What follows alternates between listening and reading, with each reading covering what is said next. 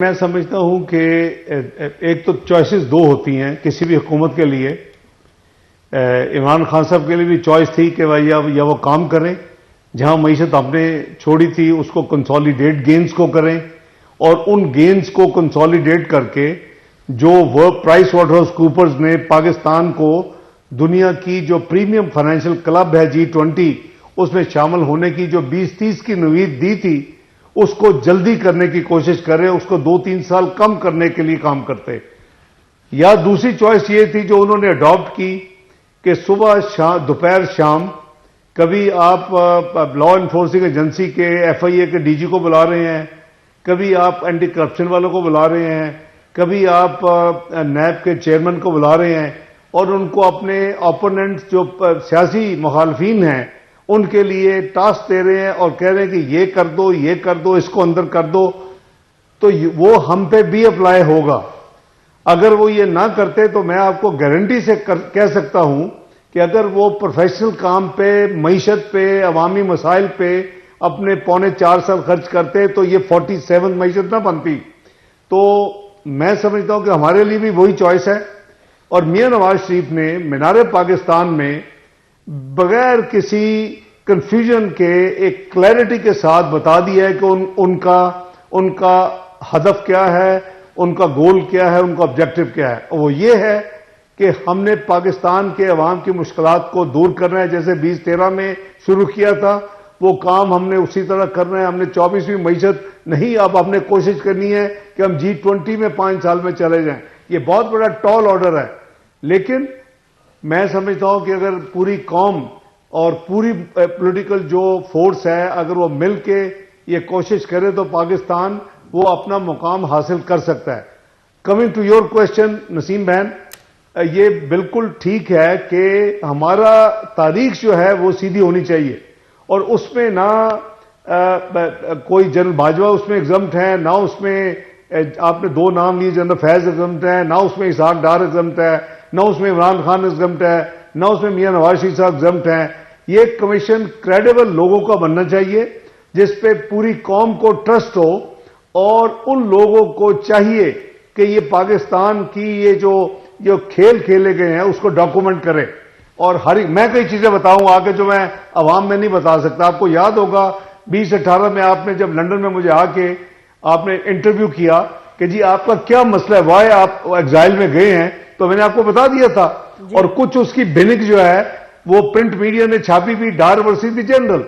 तो बात यह है कि जब मुझे तफसील पूछी गई फॉरेन मीडिया से या अपने लोगों ने, मैंने आप समेत मैंने आपको आज तक वो तफसील नहीं बताई, क्योंकि मैं समझता हूं वो नेशनल इंटरेस्ट है, वो नेशनल सीक्रेट है। मैं बाउंड हूं, जो मैंने ओथ ली थी कि मैं उसको डेवल्ज ना करूं।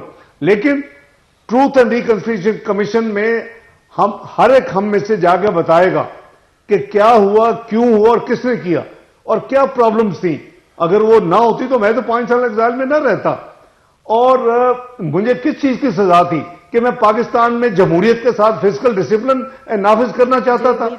वो मेरी जेब से कोई पैसे नहीं जाने थे या किसी की जेब में नहीं जाने थे। अच्छा डार साहब ये बता दीजिएगा आपने, छोड़ के जी बिल्कुल रख के हम इन्हीं साइकिल में ना फंसे रहे। ठीक है, आप सही फरमा रहे हैं। ये बड़ा जी वो हमारे लिए बड़ा हिस्टोरिक इंटरव्यू था, क्योंकि उसके बाद हमारे चैनल ओनर को कहा गया था कि निकाल दिया जाए उसको जिसका इंटरव्यू है, और फिर हामिद मीन ने इसके बारे में कॉलम भी डिटेल में लिखा था। और जैसे इन्होंने स्टैंड लिया था हमारे ओनर ने, इशू था फ्रीडम ऑफ स्पीच का, और आपने बात की थी और आपकी जो बात दुरुस्त थी तो वो हमारे चलानी जिम्मेदारी थी चैनल को और आपके ओनर को। जी डार साहब ये बताइएगा कि आप यहाँ अब कमिट करते हैं कि जब अगर आपकी हुकूमत आई तो आप ट्रूथ एंड रिकंसिलिएशन कमीशन बनाएंगे, आप कमिट करते हैं? जी देखिए, मैं जाहिर है कि फैसला तो लीडरशिप करेगी, मियां नवाज शरीफ साहब करेंगे। मैं 100% इसका हामी हूं। मैं पूरी कोशिश करूंगा, मेरा जितना छोटी मोटी मेरी स्पेस है पार्टी में, मैं ये खिदमत होगी। ये इंतकाम के लिए नहीं है, ये कोई किसी को सजाएं देने के लिए नहीं है। ये नेम शेम होगा, पता चलेगा किसने क्या किया है। एक हकायक जो है आएंगे आने वाली जो हमारी जिंदगी है, लोग उससे सबक सीखेंगे कि ये काम करेंगे तो एक दिन हमारी तफसील कौम में आएगी, अवाम में आएगी, और जो ट्रूथ एंड रिकंसिलिएशन कमीशन की जो फाइंडिंग्स होंगी, जो रिपोर्ट होगी, उसको पब्लिक करना चाहिए। मैं इसका बिल्कुल हामी हूं। ठीक, अच्छा डॉक्टर साहब, मेरे हद तक मैं कमिट करता हूं आपके साथ।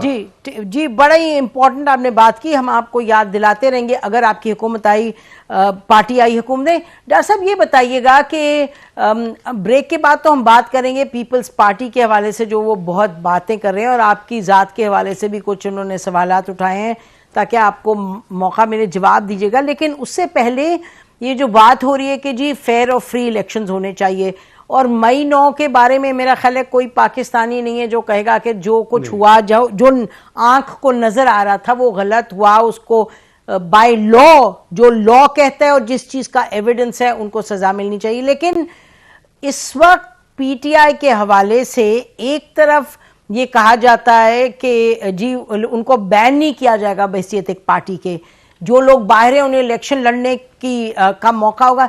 लेकिन डॉक्टर साहब, पीटीआई के लोग वो 4 कुर्सियां भी डालते हैं किसी कोने में, तो उधर पुलिस आके कुर्सियां उठा लेती है हर प्रोविंस में, उनको यानी 0 इलेक्शन एक्टिविटी करने का मौका मिल रहा है।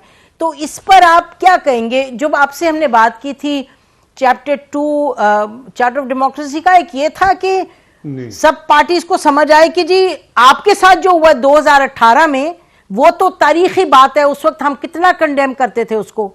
तो क्या मई 9 की अपना एक मामला है, उस पे होना चाहिए बिल्कुल बाय लॉ, लेकिन ये जो हो रहा है आप देखते हैं हर दिन पकड़ धकड़, हर दिन उन्हें यानी झंडा को उठाए पीटीआई का उसको पकड़ लेना, तो आप क्या कहेंगे इस पे डॉक्टर साहब? देखिए नसीम, मैं समझता हूं कि फ्री एंड फेयर इलेक्शन हमारी भी डिमांड है, हमारी भी जरूरत है। हम बड़े बिलीवर हैं कि फ्री एंड फेयर इलेक्शन होने चाहिए। हम समझते हैं कि लेवल प्लेइंग फील्ड सबको मिलनी चाहिए, मुस्लिम लीग नून समेत। पिछले 4 जनरल इलेक्शंस में 2002, 2008, 2013, 2018 हमने सिर्फ एक इलेक्शन पाकिस्तान की one of the largest party होने के बावजूद सिर्फ एक इलेक्शन हमने जीता है, और हम समझते हैं कि हमें फ्री एंड फेयर इलेक्शन नहीं दिए गए, हमें लेवल प्लेइंग फील्ड नहीं दी गई। और 2018 में आपने खुद भी, चूंकि वो लेटेस्ट वो था, बिल्कुल, तो एक तो ये माइंड में रखें कि 4 पिछले जनरल इलेक्शंस में, 3 में तो मैं खुद इलेक्शन सेल का चेयरमैन था, 2002, 2008, 2013। 2018 में चूंकि मुल्क से बाहर था तो मैं नहीं था, इसलिए मैं उस प्रोसेस से गुजरा हुआ हूं। आपको याद होगा 2013 में हमने व्हाइट पेपर भी इलेक्शन जीतने के बावजूद इशू किया था, जी बिल्कुल, जो कि 35 पंक्चर का जिसने जवाब दिया था, क्योंकि उस वक्त तो हमें नहीं पता था कि कल को हमारे जो सियासी मुखालफीन हैं वो 126 दिन का धरना देंगे, एक कमीशन डिमांड करेंगे, और हम सपोर्ट भी मिलेगी इस्टेब्लिशमेंट से, कमीशन बनाएंगे, इस्टेब्लिशमेंट से सपोर्ट भी और हमने वो सेटअप किया।